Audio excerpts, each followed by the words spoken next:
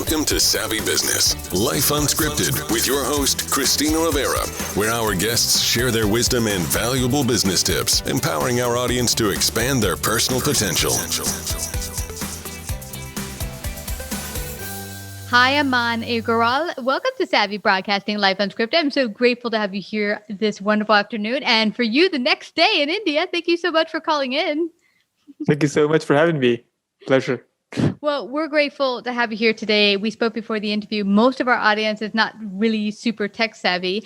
And now a good portion of the world has had to go to be online. One of the biggest things I hear from a lot of the professionals I talk to and business owners is their struggle to keep up technology because they're not really, it's not their expertise.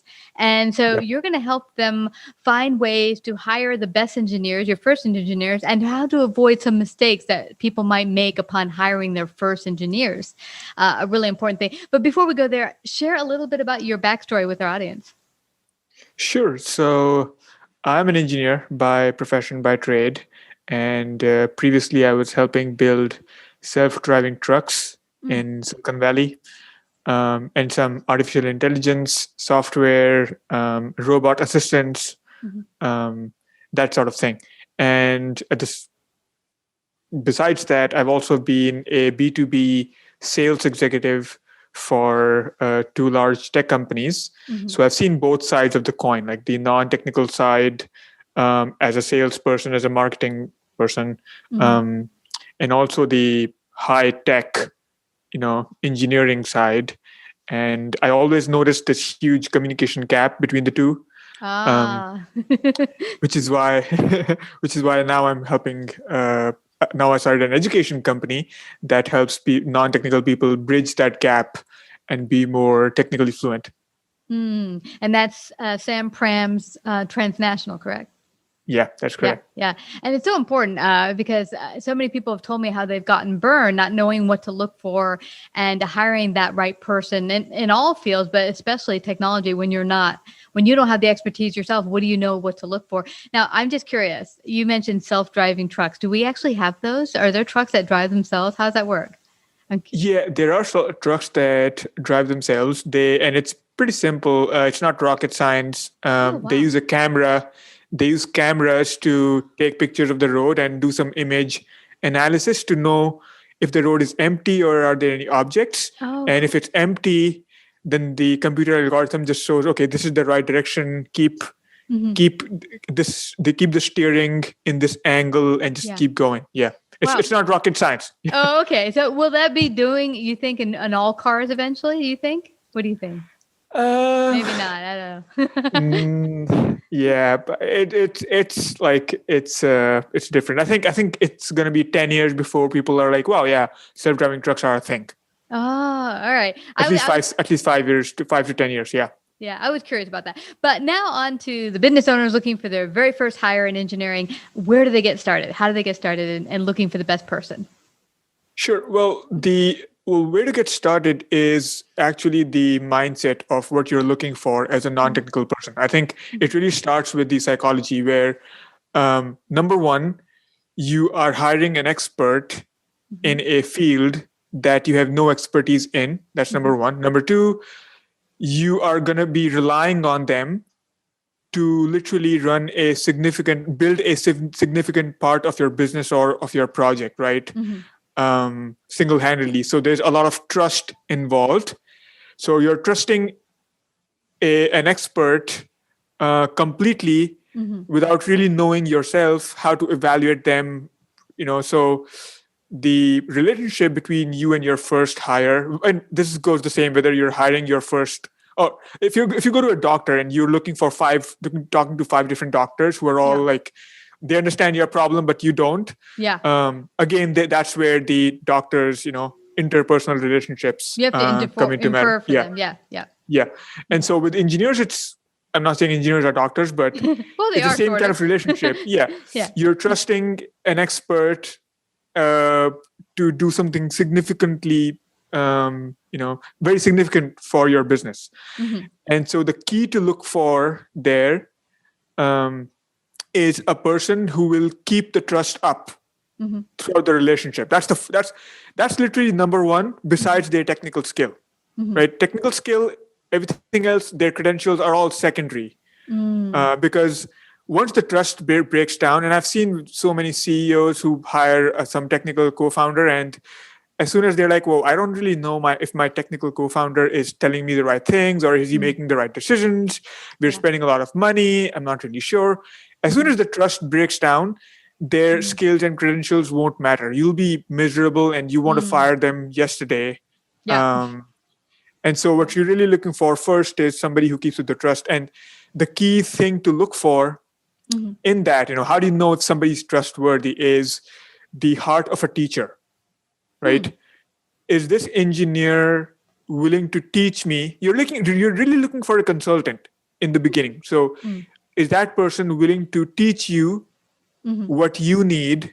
He's willing to understand your real problems, your goals, and they're trying to coach you, so that when you talk to that person for the first time, you walk away thinking like, oh wow, even if I don't afford this guy, I'm now smarter just from talking to him. Yes. Before I talk to the next engineer that I interview or that I consider, right? Yeah. So they should give you the feeling that, wow, they're making you learn and feel smarter just by talking with them, and that builds trust. Yeah. They're making you better at managing them. Yes. Over time, right? Yeah. So that's the first thing to keep in mind, that you're looking for somebody who can trust and who you can trust and who can teach you. The second is, again, the actual technical skill.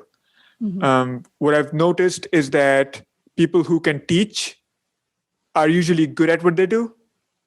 And you can pass on the knowledge, you really know it. Yeah, exactly. And if they can teach, they can also hire others and coach. Like let's say you're hiring your first engineer who's going to build out the entire engineering team, right, for a startup or something, right? You want somebody who can coach other people, who can bridge that communication gap.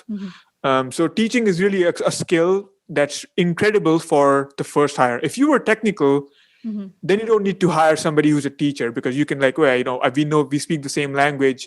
I don't need them to teach me. I can evaluate how good they are and I can tell them what to do.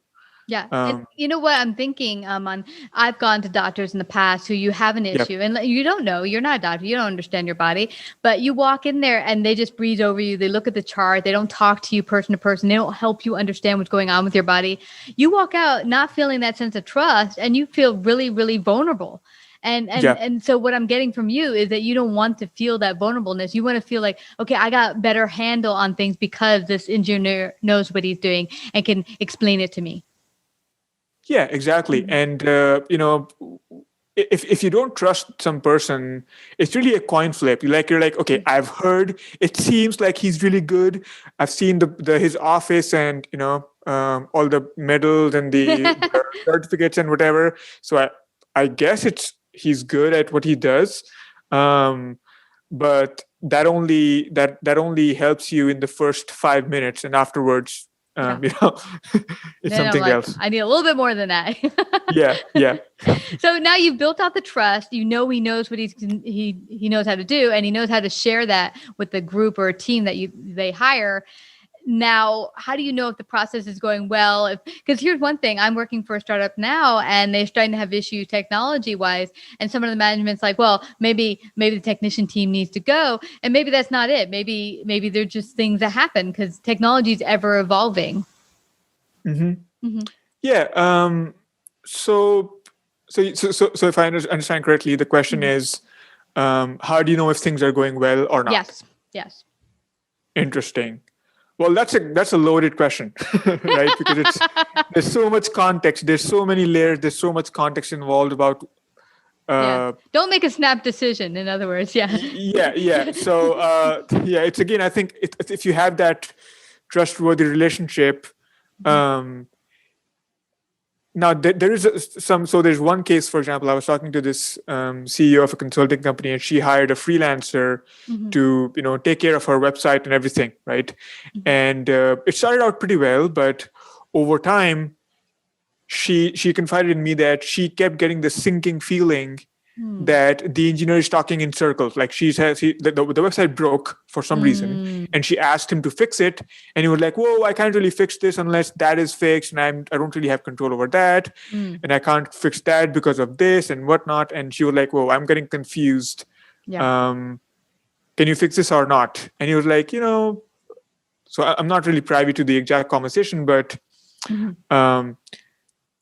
that's the kind of situation that you don't want to be in. No, it seemed like trust was starting to break at that moment. Yeah. As soon as the trust is starting to break, you need to address that right up front. You need to say, "Hey, I don't really know what's going on, and that is terrifying, because I don't want to, because we need to hit pause and get on the same page, get on the whiteboard, explain to me everything. I don't care if it takes 8 hours for you to explain it to me, and you have to stop everything else you're doing, but I need to know where we're at." I think as soon as you feel like, whoa, I don't really know what my co-founder is working on, and what he's building, what he's doing, whether we are going in the right direction, does he understand? And I think most people can tell when that's happening, right? It's just about being objective with yourself. Yeah. Now, can I ask you, Aman, because there's a lot of people you have in front of you, someone who has wonderful credentials. Like you said, the resume is not everything. It only in the beginning makes you feel good for about 2 seconds. Oh, great stuff. But what are the best questions to pull out during the interview process to know that you're talking to someone who really can help you? Yeah. So you need to... So in the sense, what we're looking for here in the first interview, whatever, is this person a teacher, right? Is this person trustworthy, right? Okay. And the real question there is, one, you can look for a track record of, teaching. Does this person have a blog where he shares things online? Is he active in sharing his knowledge? Look at his social media, whatever. These days it's easier, but some people just don't have the time to teach online. Not everybody's a writer or a YouTuber. And so that's one thing that you could potentially look for. It's a great sign when you find that. And the other thing is the actual interview. If you ask them like, "Hey, this is what I need to get done for my business. I don't have a website and I don't know this or that. This is my business plan. Now, can you tell me, like," you're basically treating them as a consultant in the beginning. You're not interviewing them as an engineer. You're interviewing them as a consultant in your business. So it's a different type of interview, right? Yeah. When you go to a consultant, you ask different questions than if you were hiring somebody to do the job for you, right? So ask them consultant type questions. Like ask them like, "Hey, this is my problem. Can you help me? How would you help me? What do you think I need? Can you coach me a little bit, for an hour or so?" If they cannot, if they don't even understand what you're saying, run. It's not. It could be that you just don't have the right way of communicating, you just don't have the context. But really, also, that's what you're looking for. You might not be a good match. You might have that communication issue, but then why go forward? Because then both of you are going to be struggling. Now, how does your company, Sanpram Transnational, help businesses in this area? How do you work with people? Well, so the way I do it, and I, work with a very specific type of people who are starting tech companies. Like they're starting, or maybe they started a traditional company and they realized that, digital technologies are disrupting my industry, and I need to be prepared to make those high-level technical strategy decisions. So that's the clientele I work with. What I help them with is, it's not just about hiring engineers, but also your overall technical strategy. You want to be a contributor to your company's technical strategy because you're the only one responsible at the end of the day, right?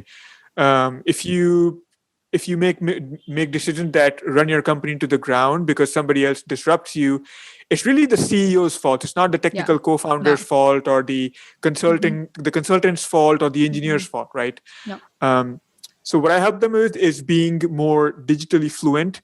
I teach them how technology works at a high level, how to translate business ideas into a technical plan, how to hire engineers, how to manage engineers, how to design a product or technical roadmap, that sort of thing. So just make them really good at getting on a whiteboard with an engineer. That's awesome. And bridging that gap. Yeah, I love this. And what I love about this is it empowers the business owner to realize that, hey, the ball's in your court. You have to make the right decisions, but you can, and you've given them some wonderful feedback on how to get started today. Work with the engineer, the prospective engineer, and have them be the consultant, have them teach you so that you can learn, be open to learning, because ultimately, as you said, it falls on their shoulders. You are the business owner, CEO. But this has been fabulous. I don't want to leave without people finding out how they can find out more about you. How can they do that? Sure. They should find me on sampram.com. Where they'll have links to my blog where I explain a lot of complex technology in layman terms, and so I think they can get a lot of value from my blog. I'm sure they can. Thank you. I have to thank you again, Aman, for coming to share your great wisdom today on Savvy Broadcasting. Thank you. Thank you so much, Christina. Like, subscribe, and share this episode. To listen to more savvy episodes and savvy biz tips, go to www.lifeunscriptedradio.com. To find out about our paid sponsorship opportunities or how to become a guest, email Christina at lifeunscriptedradio.com.